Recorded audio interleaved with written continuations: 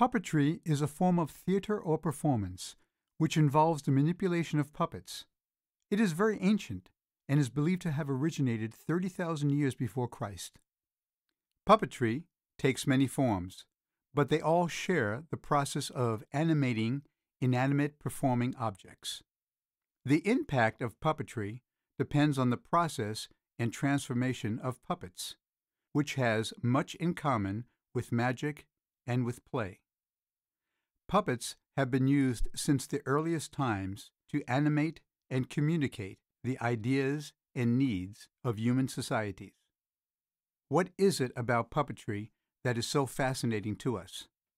How has this ancient art form lived among us for all these years? Are we still practicing this art form today and not even knowing it? All these questions will be answered in this video. The concept of microcosm and macrocosm is deeply embedded in both our religious and scientific beliefs, as they have been formulated since the 16th century. This religious and secular significance of the grotesque, which, through the arts, has been employed as the gateway to higher but metaphorical levels of knowledge. It seems that as humans we possess a natural desire to control, animate, move, or make things happen with lifeless things. We naturally have this great fascination with magic and illusion. Let's go back and take a look at history to see if this is true. Perhaps Prince Pier Francesco Orsini left architectural proof of this. He is famous as the commissioner of the Mannerist Park of the Monsters in Bomarzo, Italy. The park, which was dedicated to his deceased wife, stems from many larger-than-life sculptures, some sculpted in the bedrock, which populated this predominantly barren landscape. Perhaps the most significant and magical structure in the park is Orco, the augur, known as, quote-unquote, heavenly cave. Above its gaping mouth, carved in stone, is a phrase translated to mean, "Every thought flies." It was then believed that once inside the cave, you were in a magical place. Reinvention of the puppet tradition, which was sparked in Europe at the turn of the 16th century, displayed the fascination with machine and mechanical objects. Inventions like the pocket watch, water wheel, the first flushing toilet, the water thermometer, are all a reflection of our fascination. Also, advancements were made in the theories of mathematics, cosmography, geography, and natural history. The 16th century was a time of unprecedented change, the very beginning of the modern era of science, a time of great exploration, religious and political turmoil, and extraordinary literature. This was a period of time where there was a shift in the movement from theurgic magic to the secularization of the transcendent, with religion on the rise. The advancement continued at the turn of the century. The 17th century brought major changes in philosophy and science. Before the 17th century began, science and scientists were not truly recognized. In fact, people like 17th century genius Isaac Newton were called natural philosophers, since there was no concept of the word scientist for most of the 17th century. The intrusion of newly invented machines became part of the daily and economic lives of 17th century folks. Also, during the 17th century, the science of chemistry developed from medieval alchemy, and the 17th century science of astronomy evolved from astrology. All of this stemmed from inventions and machinery that operated on its own to perform a particular task.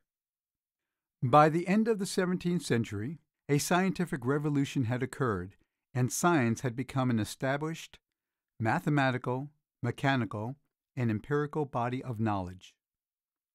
By this time, Europeans were also aware of logarithms, electricity, the telescope, microscope, calculus, universal gravitation, Newton's law of motion, air pressure, and calculating machines, due to the work of the first scientists of the scientific revolution. These first scientists, which included Isaac Newton, Gottfried Leibniz, Galileo Galilei, René Descartes, Pierre Fermat, Robert Hooke, Robert Boyle, Antoine van Leeuwenhoek, and William Gilbert, created these first technological illusions with these machines. These inventions, such as the earliest human-powered submarine, the micrometer, adding machines, reflecting telescope, and calculating machines, all combined to make this the beginning of the modern era. Any one of the named inventions is amazing to witness for the first time, especially in an era where it was the cutting edge in technology. The 18th century continued where the last century left off. With the foundation set by mathematics and science, people were looking for more technological advancements as well as inventions to make life easier. Basically, looking to create machines that can do things humans were not able to do. The most significant modern economic change associated with technological innovation was the Industrial Revolution. It occurred first in Britain and somewhat later in Europe and North America. The invention of the steam engine, patented by James Watt in 1769, the expansion of the factory system and the capitalist mode of production through the 19th century led to different kinds of work and workplaces from what had come before. Trains, first developed in the early 19th century and powered by the steam engine, increased the flow between population centers and opened up new territory to economic development, especially in North America. Together with the telegraph, and, by the turn of the century, the telephone, trains accelerated the rate at which people, information, and resources could move from place to place, making the world seem smaller and more connected. The 19th century gave birth to the professional scientist. The word scientist was first used in 1833 by William Whewell. Inventors began to design practical internal combustion engines. The light bulb, telephone, typewriter, and sewing machine all came of age during the 19th century. By the early 20th century, the United States had become the net exporter of technology, with companies such as General Electric and Westinghouse serving not only as producers of consumer durables, but as the location of research and development. As technological innovation expanded, access to technical knowledge was narrowing. The machines people engaged with at work and at home were growing more complex and harder to understand. Technology, science, and innovations have progressed at an accelerated rate during the 20th century, more so than any other century. We began the 20th century with the infancy of airplanes, automobiles, and radio, when these inventions dazzled us with their novelty and wonder. We ended the 20th century with spaceships, computers, cell phones, and wireless internet, all being technologies we take for granted. The 20th century was also a time for the great American superhero. Comic books hit the market and superheroes were born. People envisioned a world with Superman, a man with quote-unquote magical powers, who can leap tall buildings with a single bound. This has gradually led to the emergence of the genre of fantasy, horror, and science fiction, as they have been formulated throughout the 18th, 19th, and 20th century. Popular literary trends developed in America, which are characterized by realistic as well as cultic elements. Directors envisioned this whole world using special effects and computers to display illusions on screen, with movies such as E.T., Star Wars, and The Matrix. This was the new Expressionism. As we take a look back in history, the gradual advancement in technology is clear.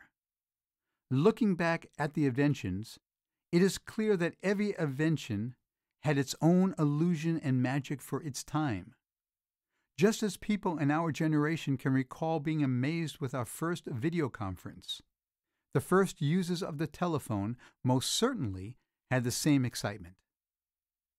Through the changes in time and technology, the inventions and machinery still display the characteristic of ancient puppets.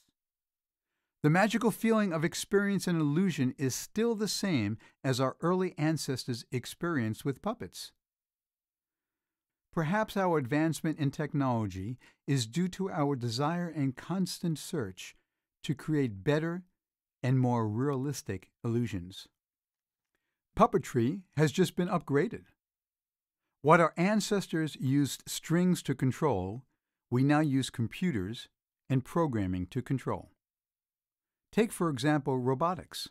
The term robotics came from the word robota, meaning serf labor, and was first popularized in the 1920s Czech play by Karel Čapek called Rossum's Universal Robots. French inventor Jacques de Vaucanson is credited with creating the world's first true robot in 1738. But the early pioneers also included Japanese craftsman Tanaka and inventor Nikola Tesla. Elmer and Elsie, the first electronic robots, were created by William Walter in Bristol, England in 1948. But the Unimate was the first truly modern, digital-operated, programmable, and teachable robot. It was invented in 1954 by George Devol, who later went on to co-found the world's first robot company. General Motors employed the first industrial robot in a New Jersey factory in 1961, and we can trace advances in robotics technology from the Unimate to Wabot 1, the first anthropomorphic robot in 1973, to Honda's Asimo, now considered to be the most advanced humanoid robot in the world. While today's robots help us build automobiles, act as practice patients for dentists, and even help surgeons perform operations, future advances will likely continue to make our lives easier in ways we haven't even imagined. With supernatural already cast aside, the machines offer artists new food for thought. This is an indication that puppets seem to be embodying a secret life of their own, which is linked to human memory itself. Puppets seem to have gotten an upgrade in the 21st century. No longer are they hanging from strings and controlled by sticks. They are now forming in ways of computers, robots, androids, and animations. Using keyboards, computers, and other electronics as controls, these creatures are still fulfilling our desires and creating illusions right before our eyes. We draw something on the screen, and we want to write a piece of code to control the drawing. We create 3D movies and television sets to display these. We animate characters, then watch as the computer brings the characters to life. As long as there is man, the desire for creating this magic will live on, giving life to puppets inside our modern-day technologies. Maybe one day, man's creation can take the modern-day puppets back in time to meet their original form in their original state.